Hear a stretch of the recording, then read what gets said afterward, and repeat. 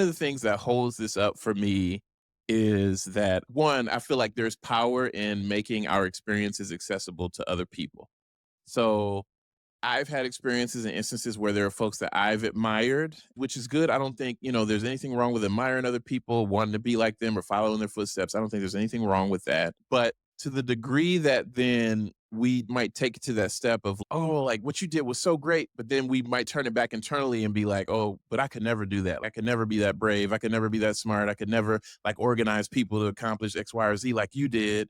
And so to the degree that people have that admiration, but then turn it back inward as if they can't do it, one, if we put people up on such a high pedestal, it takes away their humanity. It dehumanizes them. You don't think they weren't scared when they did X, Y, and Z? Some people weren't, but some people very much were. You think they didn't always know what the next answer was or what the next step was? Sometimes we put people up there and think the state that we see them in or the thing that they're remembered for was always their current state, and it wasn't that. So I'm trying to speak to people who might be on the sidelines about getting involved in some way, and that might be one of the things that are holding them up. Oh, I could never be like that person, or I could never do that. So that's one thing that's holding it up for me. It's important and it's powerful when we make our experiences accessible to others. It gives the storyteller a little bit of their humanity back. It demystifies things for people who might be, who knows, maybe some people might want that, but I don't know any person that I admire or a historical figure, or what have you, that would say, I don't want people following me, or I don't want them to feel like they too can accomplish this thing. I don't know anybody who would want that.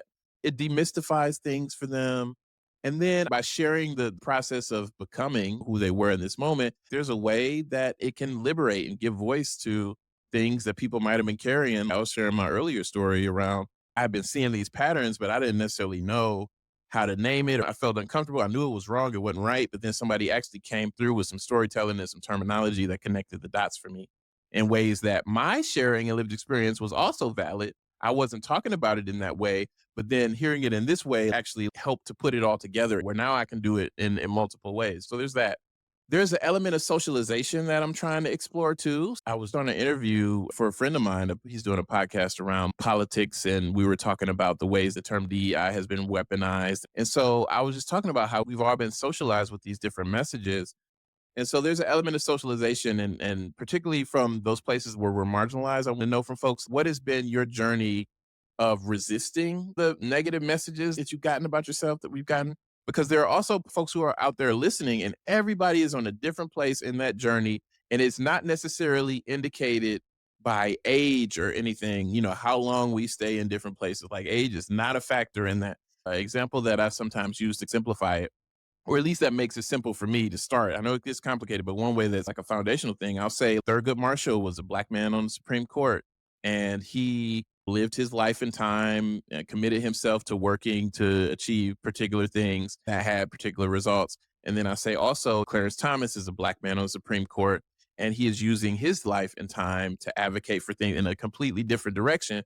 And so when it comes to socialization, I'm really wanting to learn from people or just hear how they're navigating the ways they've been socialized about themselves, how they resisted internalized oppression to where, and maybe it's my own personal commentary, but I feel like Clarence is one of those folks where it's just, I want to be chosen and accepted so bad.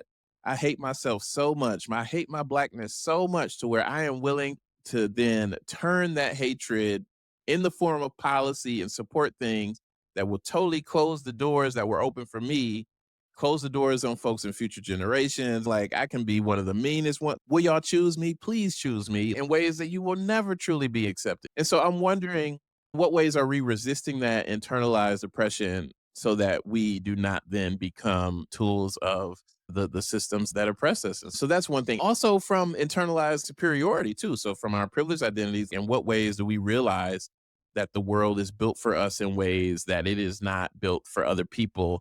And then one, when do we learn that? And then what do we then decide to do with that information? How are we staying in it? So for people who were like, you're a white person and you understand racism as an issue, but you didn't always know that. We're talking about it right now in this single conversation. But if you want to, outside of this conversation, you don't ever have to think about this again. But for some reason, you are thinking about it. What is it that keeps you coming back? How did you get to that place? And in my interview so far, I've talked with a person who he does a lot of work in violence prevention and addressing patriarchy and white supremacy. And he talked about going from, okay, it's embarrassing for me to admit, but I was one of those white people who thought affirmative action was reverse racism and talked about, but it's important for me to share that this is where I was because people see me now. I'm doing these TED Talks, I'm doing all these things, but it's important for me to share that this is where I started. And these are some of the events that pushed me in this direction that I'm in now. Because people who are listening, there might be people who are in a similar place, and this could be something that could be helpful to them. So there's that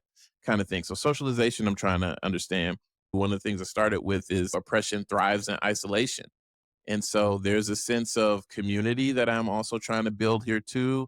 I strongly believe that the collective storytelling that people share will support people in feeling less alone. In my own consulting work, sometimes I would work with folks who have taken it upon themselves. Before it was like this institutional thing or we need to do this, before there was that kind of stated support around it, but they would take it upon themselves, whether it started a learning community or whether it's like, okay, I remember in particular, the nursing school is trying to diversify their staff and their faculty and their student pool. And so trying to do things around that.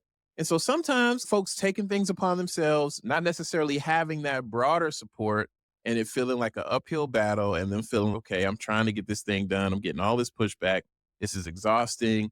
And so what my role often became and still continues to be, like I always do this now, no matter what environment I'm in, I'm always trying to connect people because sometimes people are doing things and they don't necessarily know that, oh, someone across the way over here is doing something similar. Or even if they're not doing the exact same thing that you're doing, they're focused on another way, but their values of equity and justice are there. And y'all need to know each other because y'all can support each other in different ways. And so all the ways that folks might be doing equity work out there and feeling really lonely and isolated and that I'm hoping the collective storytelling will support folks in knowing that they're not alone. Also, again, education, storytelling can be liberatory. There's something you can say, I feel very strongly, and somebody will hear you share it, and they're like, whoa, I've been thinking this. I noticed this too, but I hadn't been able to put it into words like that. But now though, I bet you I never forget what you said, and I'll take that with me and it's helping me to make sense of what's happening in my world and in my life. There's something really important about that kind of sharing and exchanging to the degree that it can take the weights off somebody that they've been carrying. And then there's another aspect of it of people who know. I know what my experiences are. I know this environment isn't designed for my success, but they might not be in an environment that is supportive of that reality. Instead, what I've sometimes encountered is folks who are asking critical questions or asking to open up processes and making things more equitable. Sometimes they're being told that you're being too critical, you're not being a team player. Why are you so serious all the time? You're making stuff up where there's no problem. Isn't what we're doing enough? And so folks who are hit with those messages as a way to silence them. So even if folks who might be listening where they know that they are on the right path, they know they're doing the most equitable things that they can do in that time. They might not be in an environment that gives them that validation, but hearing through the storytelling of another can be affirming. And I'm telling you, sometimes that sense of community that can change things for people. And so, to the degrees that folks need that affirmation, I believe the storytelling will provide that. And then the last thing that's foundational for me that holds it up is just to be honest, sometimes I get tired. Sometimes I get tired. I feel disillusioned. I was just on a call recording with a friend of mine talking about the end of affirmative action and the co-option of terms like woke and how DEI is being used in a way that's being used as a pejorative now. So sometimes I get tired. It's like the same stuff we've been fighting for, our predecessors fought for, our elders fought for, we got to fight for it too in different ways. And yeah, it's fatiguing. Like the quote I used by Toni Morrison talked about racism keeps you from doing your work. Somebody, we minding our business over here and somebody comes out with some study that says, oh, black folks ain't intelligent enough. So then we go, the PhDs and the researchers go and they disprove that. And then something else comes up. And it's the real thing is anti-blackness. And y'all need to stop being anti-black and I need to stop being racist and sexist and all these other things. But the way that Toni Morrison would describe the function of racism as distraction. All these things out there that keep us from having the world, the society that we say that we should have. So for folks who get tired like I do sometimes, recognizing it's okay to honor and acknowledge those feelings. I'm not going to say that what helps me all the time is helpful for others, but one thing I do find helpful is when I'm feeling disillusioned or tired or ineffective or whatever, I go back into the course of my life and I start reaching out to people. There are a bunch of people who I care about, who care about me, that supported me along the way.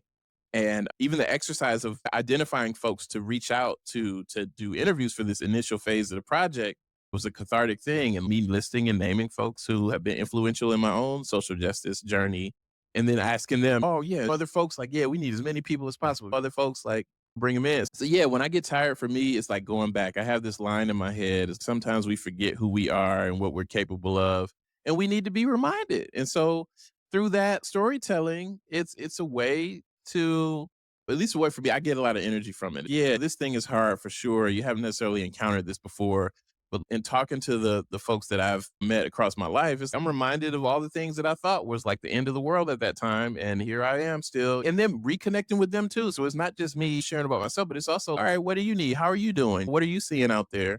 And building that sense of community. So I'm hoping that for other folks out there who might get tired sometimes too, they'll come to understand through this collective storytelling that people have always been resisting. All right, you take your breaks, you rest, you do whatever you need to do, but your contributions are meaningful. They do matter. They are of value, as are you. And when you're ready to get back in, just know you're also connected to all of these people that are sharing and working in different ways. You're connected to that too. You're one of these folks too, and someone sees you in the ways that they might see the folks that are talking here. So just this reminder, sometimes we forget, and the systems of oppression are designed to make us feel helpless and hopeless. Sometimes we forget and we need to be reminded. And I think in hearing this storytelling, I hope it also serves to remind people of a larger whole that they're connected to, a larger history that they're connected to, that is larger than the moments that we might be in, so that they might then get reinvigorated and inspired to come out here, because we need everybody out here who can do it. Those are some of the pillars that are holding the project up for me. There's the storytelling project, but I'm hoping as people are sharing, the educator in me is also identifying different themes that they have. So I want to put like lesson plans to all this stuff. I want to support other organizations and connecting with their own origin stories to help them better align their values to the work that they're doing, some consistency there. And yeah, just building points of community for people to either meet up virtually or online. Just wanted to keep this conversation going, but this is at the beginning phases of it. But yeah, so those are the things. And you're a part of that too. So I appreciate you. Last thing. So I did have categories. Personal journeys is a core function of people talking about their own lived experiences and where they started and those critical moments that led them to care about and work for social justice. So the format is always, what were some of the things that activated you? How did those earlier experiences relate to or connect to efforts that you're doing currently? And I'm saying efforts because some people might tie their work to a specific profession or that, but then I also have written in there, even when people are writing their bios, I also want folks, if you're a volunteer, if you're just holding a book club in your neighborhood or whatever, because those contributions add up. So I want everybody to feel as if they have something they can share. And then I also want people to see and recognize variety too, because there's also this element of comparison that's maladaptive. I don't want people to be like, oh, I'm not radical enough because I'm not doing X, Y, and Z. To that person, that might be what they could do. And so I want people to know it's okay to admire people. Don't get to this place of envy or don't get to this place of comparison to where you feel like your contributions don't matter. Because again, I feel like if that's the thing, then that's the system's winning anyway. To counter that, we need everybody engaged in something. And my thing might not be your thing.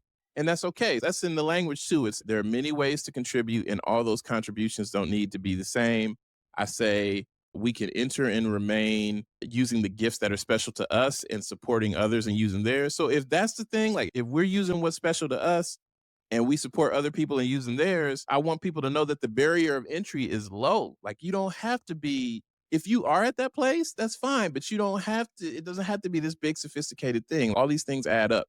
So the personal journeys part is like early influences. How do those early experiences influence the work that you've done today or the efforts that you're doing today? And then there's a period of time after we share a little bit about what you're seeing currently, where I'll ask about looking forward towards the next generation. So what's some advice you might want to leave to people? What are things that you want people to take away from what you're sharing? I'll always ask about influences. And so as just a heads up in the exercise, I'll ask people to think about, it could be books or resources or even people that were influential to themselves, to them in their journeys. And so sometimes people, they say the names of folks, sometimes folks that are still living, folks that have passed on. And then I'll ask them after they name those people or things, what would you say in terms of gratitude? What would you say to them? Or what would you want their families to know? Or what would you want people to know about the impact they had on you? And then, yeah, just advice for the next generation. So there's a format to that. So there's the personal journeys part, the organizational histories.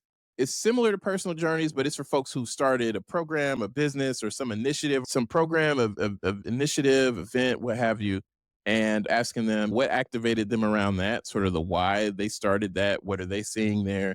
But instead of from a personal standpoint, it's more of what was this effort around. So speaking to that, I will ask them in some ways. I always ask them something personal, but it's more so geared to what some broader effort that they're doing. And then the educational segment is connected to me feeling education is liberatory. So people who want to come on and talk about different things from their vantage points of expertise, lived experience, work experience. So I talked to somebody. My first episode, I've decided she's going to be the first episode. I talked to Dr. Amber Banks, and she is the VP of programs for an organization called the Decolonizing Wealth Project, looking at philanthropy and how, hey, how did y'all get all this money in the first place, and helping folks redistribute that in equitable ways. But her educational segment was about how she studies the relationship between power and privilege and trust. So, in a power, privilege, oppression, and how that influences trust, and talking about how sometimes these dominant standards, even in workplaces, these dominant standards of what is seen as competence and what is upheld as professionalism are not always held by folks of color, folks with other marginalized identities in these organizations, and the conflict that has both in producing results that can create for us a sense of distrust in ourselves because even though we know something to be true, we're not getting that reinforcement from the broader systems. And also just talks about how people have different ways of communicating how they understand and establish trust with other people. One of the premises is instead of actually having these conversations up front, we just enter into these organizations all assuming that there's this standard way of doing things and the conflict that happens because of that too. Surprises coming up in people's annual reviews and all these things, you inviting the person of color in your organization. Oh, we love you. You bring so much. And then they literally just start doing their job and naming problems and things. They are then seen as a problem in the ways the forces align to push them out of the organization. And so, yeah, so the educational segment piece is for folks who have a particular topic that they want to share about with the community that they think is important. And so Amber's, that was a good example. But yeah, because it talked about ways that we can then establish trust with ourselves in the face of this oppression. So some unlearning that we have to do, some practices we can use to take care of ourselves. So there's that, but there's a variety of things people can talk about. They can choose what they want to share about. But for me, I'll say in my own learning journey, when somebody broke down redlining and how segregation impacted where we live and all of that, like that connected so many dots for me. So I see that as a function of here are some topics that folks can share that may connect dots for other people in similar ways. And then the community voices one is as these things start getting released, I'm wanting folks to engage with me about what they're hearing. So what did you think about this story or that story, or what's something that you want to share? So that's going to be a way to get feedback from folks who are listening. And then I'll then have some episodes designed all around sharing what the feedback is and conversing with what folks have said. And if they want to come on and talk a little bit about it, it'll be something like that. So something a little bit more interactive. But yeah, it's been a long time coming, but I'm happy that I'm implementing on it now. And the response has been great. And it's okay for folks to share and say they can't do it. One experience, which I'm going to frame some recording time around, is this time of history that we're in. I reached out to somebody and you know what, Rolando, I'm honored. Thank you so much. I live in a state that has banned diversity, any kind of conversations of that in the workplace. I would love to be a part of this thing, but for me to speak out about this publicly could be I can't, as my livelihood, and that's a line. And it's one of those things. I've talked with folks too about working within systems, working outside of systems, and the different decisions we got to make. That's a very real thing. It's worth noting and acknowledging because that's another thing they said. Because me talking about my origin story and what I'm doing now, this ban is a critical part of something that I would want to talk about. And I'm not in a place where I can talk about that now. And I've had other colleagues in other states, whole departments disbanded. I will regularly consult with and talk with chief diversity officers, catching all kind of stuff. Anybody that's doing equity work now, it's all kind of stuff we going through it. And so it's worth noting to acknowledge from a historical standpoint, this is where we are. They wanted to read all the books a few years ago. Oh, we got to do better. And now it's, oh, okay. Critical race theory is being taught in schools and we got to, it's like the pendulum swinging is a whole other way. Y'all forgot. And it ain't even been 5 years and y'all done forgot. So yeah, even for those folks who cannot speak right now, I want y'all to have some consistent reminders and storytelling. It's all right. We're not going to knock you. We're not going to shame you for making decisions that are best for you and your family in this moment, but you are still a part of this. And we want you to know we ain't forgot about you. So whenever you're able to and do it in the ways that you can, we still here for you. It's really about connection and reminding folks who, again, may be feeling disillusioned like I sometimes feel, that community is really important. And when we have some community, even if it's virtual, hey, we have some community, that can be the thing. Sometimes that could be a life or death thing for some folks, having some validation, some sense of community. My social work experiences tell me that as well. So yeah, and you're a part of that again. So I just appreciate you. And there's no perfect way to do it. There's no wrong or right way to do it. It's really people just sharing their stories. And the variety comes out as people share their stories. The similarities come out too as people share. So there's no way that you need to be or present. There are different ways of sharing and storytelling, and all of that is valid. All of that is going to land with the people that it resonates with. The possibilities are really broad, and I'm intentionally wanting it to be so that as many people as possible can see themselves as contributors to this work too. Thank you for listening. If you enjoyed this episode, please leave a review on Apple Podcasts and subscribe to Social Justice Origin Stories there or wherever you get your podcasts. You can also watch video episodes on YouTube at Social Justice Origin Stories, and I'd really appreciate it if you subscribe there as well. Video episodes are also available on the project website, socialjusticeoriginstories.com. Follow the project on Instagram at Social Justice Origin Stories. I'd love to hear about how you're engaging with the stories. Share your thoughts at socialjusticeoriginstories.com/contact or by emailing stories@socialjusticeoriginstories.com. To support the work of Social Justice Origin Stories, consider becoming a monthly patron. Your contributions will help keep this resource going and support its mission. Visit patreon.com/socialjusticeoriginstories to learn more and make a contribution. Again, that's patreon.com/Social Justice Origin Stories. You can start or stop anytime. Social Justice Origin Stories is edited, hosted, and produced by me, Relando Thompkins-Jones. Many thanks to many storytellers who have contributed to this project. And thank you for joining me this week. Take care.